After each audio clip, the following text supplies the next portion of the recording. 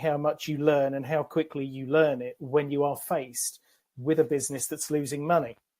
And one of the things that people tend to do is overcomplicate, and they sort of try and throw the kitchen sink at resolving the problem rather than actually try and break the problem down into bite-sized chunks.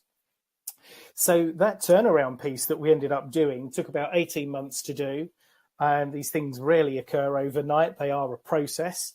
And that really it was about £250,000 in UK money, so about $350,000, I suppose, that we managed to turn around as a loss to a break-even position in about 18 months.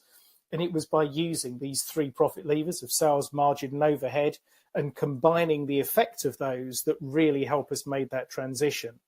Now, it's one of the important pieces, and I'll be going into this much more on the next show in a fortnight's time, about the methodology, how it works, why it works, why it will work for any business, and the founding principles behind it is a key educational piece.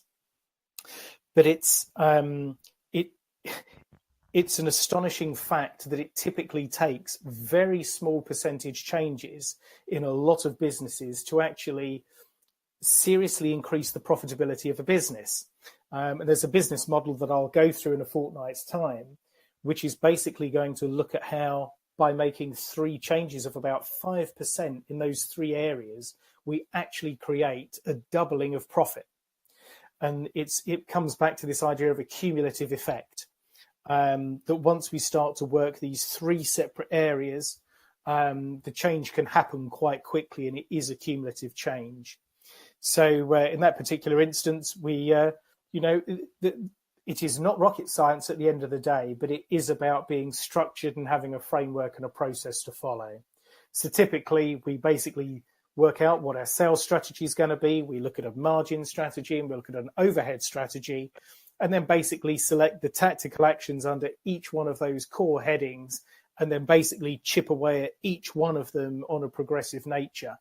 And that's how we create these percentage increases, which cumulatively add up to something quite special for a business. So, it is really about focus. It's about intention, and it's about having a framework. And that'll be different for different businesses, but the principles are exactly the same as you move from one business to the next. So, we'll be digging into that a lot more in a fortnight's time. That'll be a highly educational show.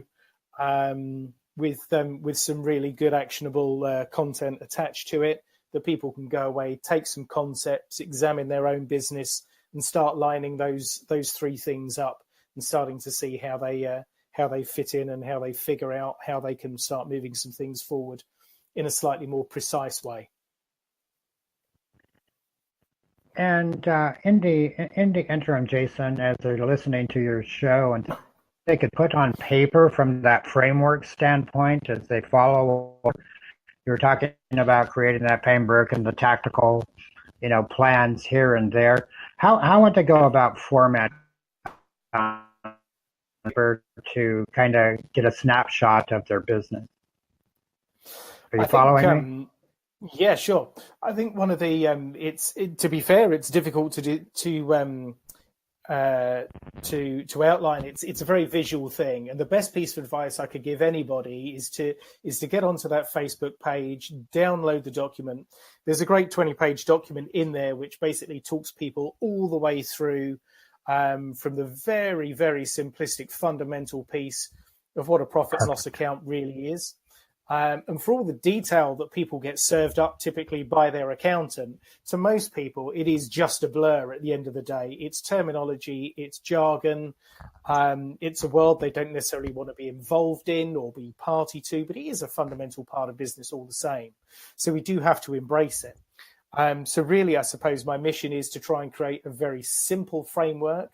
And within that document, you're going to find 8 words to describe a profit and loss account. And through that, I talk diagrammatically about those 3 profit levers, the maths behind it. They can see a worked example of how the process actually works and how the maths works. And actually, I take that to an extent where I do show that business model that we'll go through in a fortnight's time, showing how you can double profit in a business quite easily. So I think really that it's the best piece of advice I would say I have for tonight is think about these three things, and I'll give you an element for each. For the sales piece, don't be surprised if these all sound like obvious things. They actually are, but the fact is most people never actually review their business and look inwardly in this kind of way. Think about what you sell and who you sell it to, and then break that down into different blocks on a piece of paper. So for some people, this might be different, what I would call sales channels. So if you have a product and you sell it to wholesalers or to the retail public, or if you sell through an online experience, through a website, for example, 3 different ways to sell that product. Make sure you understand those sales channels so that once we start breaking things down, we can start to interrogate the business and look at how each part of the business actually performs. Typically with wholesalers, for example, there is margin to be given up. They expect larger discounts than someone from the retail public would necessarily receive or expect to receive. So first things first, let's make sure we understand, we know what we're selling and who we're selling it to.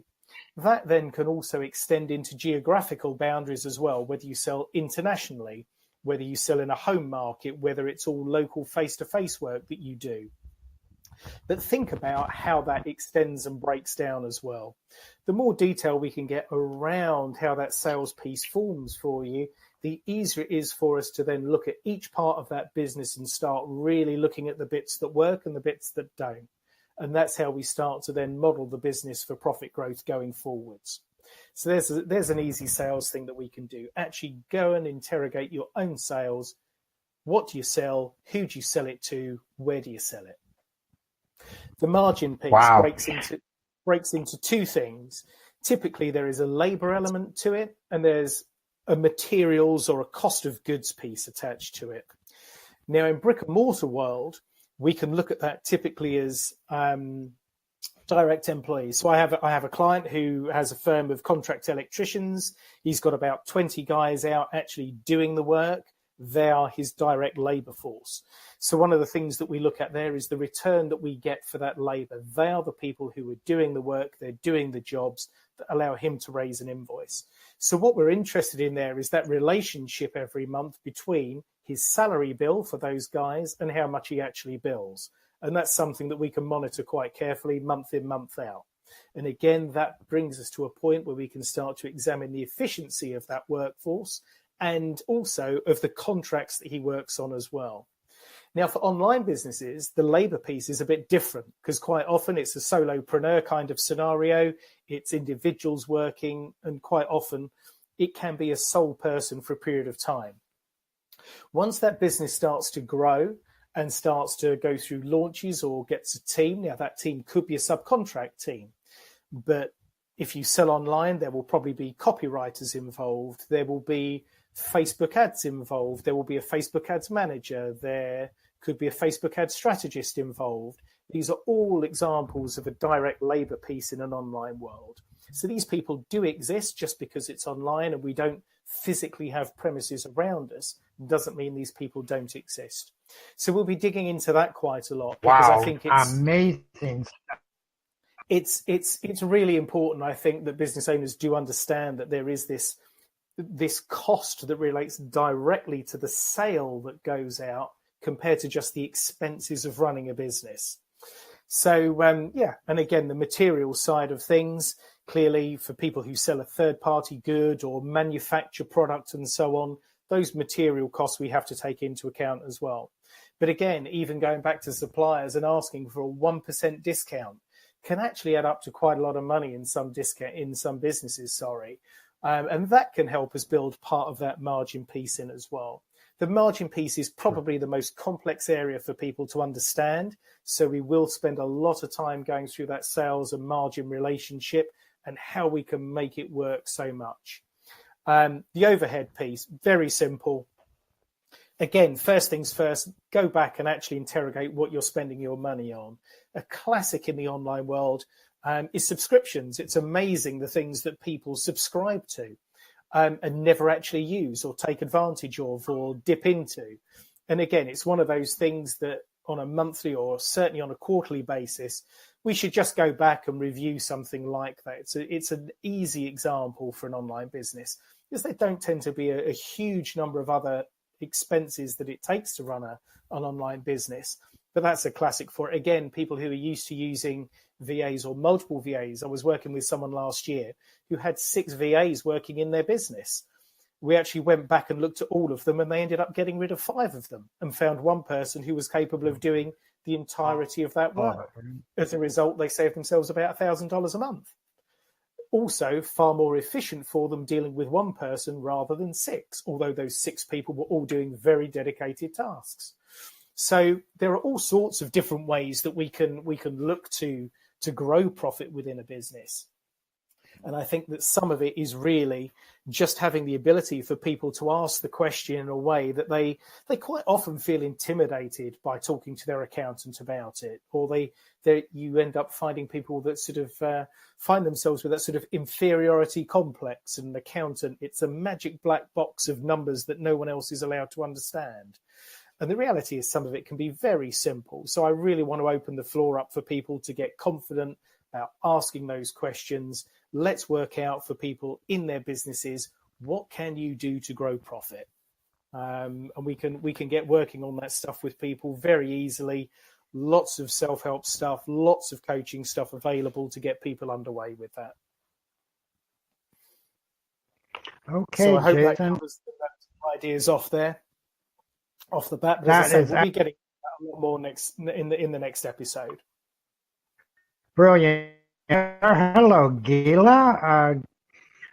Gila is listening, Jason, and she just says hi. So I guess she wanted to say hi to you. She is out there, Gila.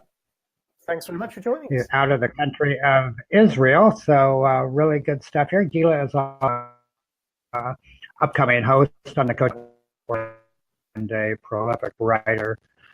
Gila is an amazing. She's listening and just wanted to say hi. I think she's got her show premiering soon as well. So thank you, Gila. And anyone else out there that has comments, feel free to join us and say hi to Jason on his brand new the Coach on Fire Radio Network. At least Michael Brooks, the founder of the Coach on Fire, just 2 weeks from today at 12 p.m. Pacific, in sunny San Diego, and 8 p.m. in the evening where Jason is in hopefully springy London today. Before I say anything, out of the office window at the moment, I've got the most amazing pink and orange sky and sunset going on. But I was out with a client today, on site with a client doing a monthly management meeting with them that I chair for them. And I've driven through rain that you just couldn't see through. It was absolutely appalling driving to them today and on the way back as well. So, this end of the day for me right now is definitely the best part of the day from a weather perspective here. So, we had a mini heat wave a week ago, and now we've just gone back to sort of a week of grey, cold and rain. So, I think we're due some more sun again in May. So, yes, by the time we get round to the next show, hopefully we'll have much better weather for it. Much like in San Diego. Absolutely. Jason, when I was working and we were way back in the days of Margaret Thatcher in the UK, the British handlers showing us a real president was off with Maggie and doing his thing, looked at us and asked us colors of the UK were. And I looked at him and I said, I have no idea. And we sheets and lots of history and things that they do when you're working. And nothing suggested the state colors or the country colors. And he said, and without even missing a beat, he said, grayer.